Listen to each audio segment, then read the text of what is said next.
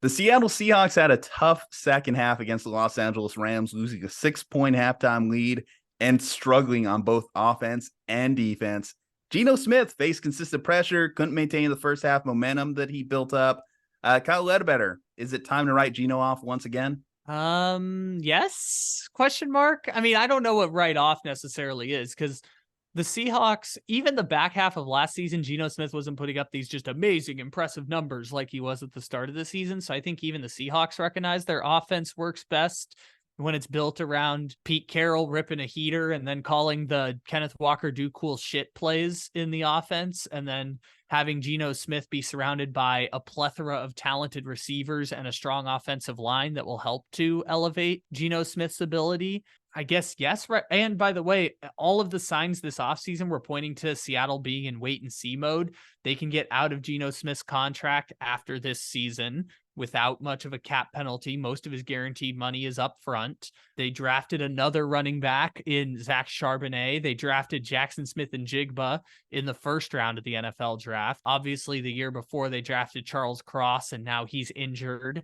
week-to-week injury. So that'll be a bit of a concern for the Seahawks. And I guess you could write off Geno Smith in the sense that he won't be making a Pro Bowl this year, which I think is a lofty expectation for someone who was a backup at the end of last year and also played like an average starting quarterback the back half of last season. So I think it was lofty expectations to say that he was going to be able to repeat that. But yeah, I mean, he's 3-7 in his last 10 starts. And while I say wins are not a quarterback stat, his passer rating in those 10 games, I believe, is in the 80s, which is below average for an NFL quarterback. Geno Smith is kind of, shall we say, regress to the mean a little bit, despite the fact that the Seahawks have a plethora of talent on both sides of the ball. And the Rams, who the team that beat them rather handily in week one, has what I would say not a plethora of talent on both sides of the ball. Because when that game first started, I was on TV and I saw the starting lineup for the Rams and I was like, oof.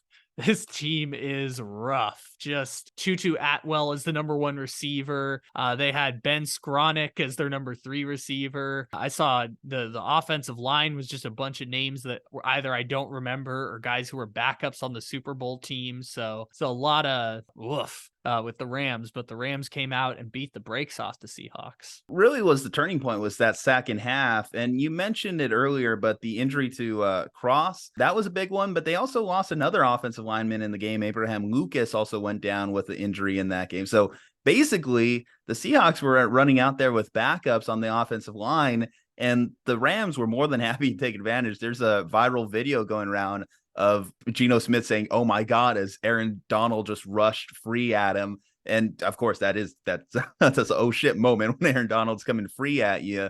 But Geno was under constant pressure in this game because just he had no protection. And that's led to why the Seahawks weren't able to do anything on offense. In fact, I believe they were 2 of 9 on third down. That was one of their biggest issues in that game. They just couldn't sustain drives. In the second half, they were outgained 257-12. A pretty rough outing there in the second half for the Seahawks. Kenneth Walker looked fine in that game. He looked good. I think the running game will certainly be there, but it is going to be on Geno to be able to complete the throws that he was making last year, because one of the things that separated Geno from the pack and made him a Pro Bowler was that he was the most accurate quarterback in the NFL last year. The fact that he was able to just make those simple, quick completions to sustain drives was what helped Geno Smith do what he did.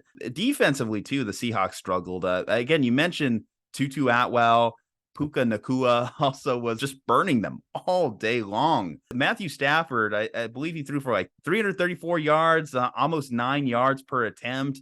Hell, it could have been worse. There was like one deep ball that Van Jefferson dropped. If Van Jefferson catches that, then this might even look like a worse final score than it actually ended up being for the Seahawks. Yeah, the secondary, the offensive line, those are 2 issues that the Seahawks have to worry about this year, especially if Cross is out long-term. Yeah, it's looking not great for the Seahawks, which I trust the system in Seattle. So I think by that rationale, I thought they would be better this year than they were last year. At this point, obviously, in a small sample size, it doesn't look great. And the thing that's probably more damning is the injuries than anything else.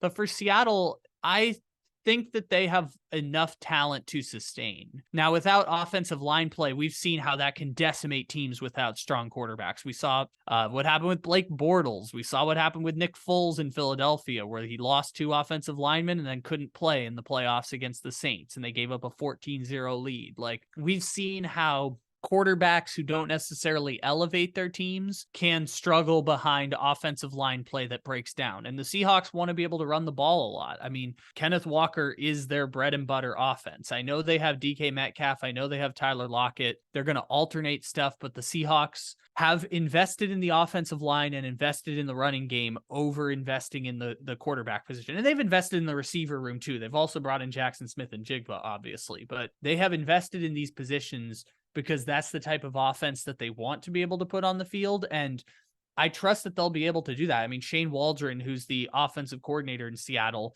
is of the McVay scheme. They want to run that zone running scheme offense. And it's the reason why they moved off. Well, Russell Wilson wanted to leave, but it's part of the reason why they were content to move on from Russell Wilson in exchange for a tight end and draft picks that ultimately turned into an offensive tackle. And based on the season they had last year, a wide receiver. So yeah, I understand the Seahawks idea there. And it's almost as if they could have considered an upgrade at the quarterback position, but how can you upgrade from a Pro Bowler, right? Geno Smith was awesome last year. He set the franchise record in passing yards. He was going to get another season no matter what. And for their sake, I hope that this isn't like a limbo quagmire season, because I don't really know what recourse they have for improvement if this doesn't go the way they hope it will. Well, I think too, you just have to consider the opponent here and what makes this loss that much more disappointing. I mean, the Rams, you look at the Rams and we thought pretty much that they were done this year, that this was going to be a long season for the Rams, and you get your ass kicked by them. And the Seahawks were getting the hype. Like, there are some pundits out there picking them to win the NFC West this year, to be better than the 49ers, because of the 49ers potentially being in their quarterback quagmire, as you called it, as well. That wasn't the case. Obviously, we saw Brock Purdy. We talked about Brock Purdy in another video, coming out and decimating the Pittsburgh Steelers, putting up a fantastic stat line. If Geno has regressed back to the mean and they get put in a position where they're rotating between him and like Drew Lock again this season, then the Seahawks, I guess they're going to be at the top of the draft too, quicker than we anticipated. I don't think it'll ever get that bad, because Drew Lock, and I'm trying to use the appropriate term here, Drew Lock sucks really bad. Like, Drew Lock should be playing in the AAF or the XFL or some shit like that. Like, Drew Lock is really, really bad at quarterback. So I don't think we'll ever get to that place where Geno, the high-priced quarterback of the Seahawks, is going to get benched at any point here. But I mean, Seattle looks relatively mid, right? Yeah. I mean, that's the thing that you can say is, like, without offensive line play, without the ability to run the football, they're not going to have a great way of generating points. And their defense is pretty good, but not great. I think last year they were literally right in the middle. I think they were 15th in DVOA on defense last year. I'll tell you this. If they are getting burned in the secondary like they were this past weekend by, again, guys who Tutu Atwell, Puka Nacua, we don't know if these guys are top of the line wide receivers necessarily, but I know one thing: the Rams didn't have their top wide receiver, Cooper Kupp, out there, and they were still able to do plenty of damage. Now, this week, they're going against the Detroit Lions, and their opening is 5.5-point underdogs against the Lions. Now, if you have problems on the offensive line, one thing that we learned in week 1, Aiden Hutchinson, the third Bosa brother, he's coming after you. He's going to be a problem. Did you see all those spin moves he was pulling out? He's going to be more than happy to do that on a 41-year-old Lane Johnson if it comes down to it. So, yeah, I think that Seahawks fans should be worried, because you have a chance of starting 0-2 now. That's going to be so disrespectful if the Bosas actually have a third brother. Like, I don't know if there's a third brother who just like is in college or didn't make it to the NFL or something, but if we're calling him like the third Bosa brother, that's going to be so disrespectful. It would only be more disrespectful if we called him the third Watt brother, because there is a third Watt brother. He plays in the NFL. He Derek? just happens to be a fullback. Yeah. So come on, who cares? A name like Derek, right? That's not imposing like a JJ or a TJ. It's going to suck so much if there's a third Bosa brother. But yeah, no, I saw they were interviewing Jason Peters, and my rule for the past like 4 years has been, if Jason Peters is coming in for a workout with your team, you are screwed on the offensive line. Like, you have no options left if you're out here. Because No one ever That signs might have Jason been what I Peters. meant. I'm sorry. I might have said Lane Johnson, but I probably meant Jason Peters. Yeah, like if Jason Peters is coming in as your like working out Jason Peters, because no one ever signs Jason Peters at the start of the season. You only sign him in week 10 when your offensive line is decimated. It's happened like 3 years in a row. So if the Seahawks are already there by week 2, yeah, that could be a bit of a problem. Aaron Donald chasing you down or not, that could be a problem because I think like 15 teams in the NFL have a pass rusher that can make you pay if you have Stone Forsythe starting as your left tackle. Yeah, and if you can't generate a pass rush, also in the Lions' advantage, one of the best offensive lines in football. So honestly, I think this is going to be a long week for the Seahawks. I don't think they match up anywhere against this Lions team. Offensive line versus defensive line, Lions win that all day. The Seahawks defensive backs against the wide receivers of the Lions got that edge. And again, an injured offensive line for the Seahawks against a really good, what's looking like a really good defensive line for the Detroit Lions. Lions got that edge. So again, I think it might be a long week too. And I think Vegas is right, giving you a 5.5 point line. The game's in Detroit, right? I believe so. And when these two teams played last year, I remember it being like a shootout, like 43-40, something along those lines. I don't know if Geno Smith's got that fire still in him to put a shootout going on there, but I know that they were able to rip apart the Seahawks defense last year. So better team for the Lions, potentially a worse team for the Seahawks.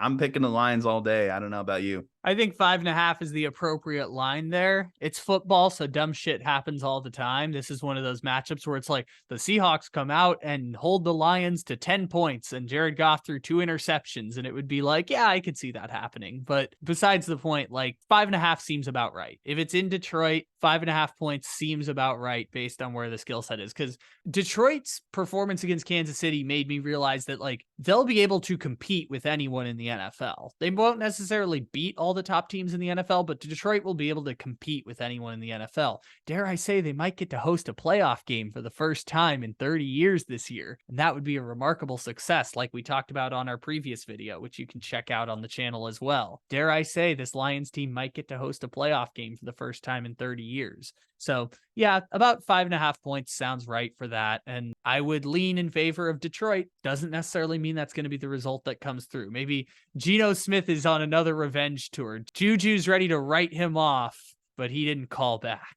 He called back. I was expecting a write back. Give me a letter. Right? Like, don't call me. Don't call me. I'll ignore that. I'll read text, but just don't call me. It's so annoying right now. It's so intrusive. I don't pick up the phone for anyone. Sorry. If I have your contact in the phone, I will. But if not, then yeah, I'm letting it go to voicemail. And if you leave a voicemail, I might respond. If I'm enjoying my weekend, don't call me. Like, seriously, you just be more respectful of my time. Send a text. Anyway, guys, what do you think of the Seahawks in their early season struggles? Do you think they right the ship against the Detroit Lions in week 2? We'd like to hear your thoughts on that one. Leave a like on the video, subscribe to the channel, follow us on our social medias. From Juju and Kyle, stay safe, happy, and healthy. We'll see you next time.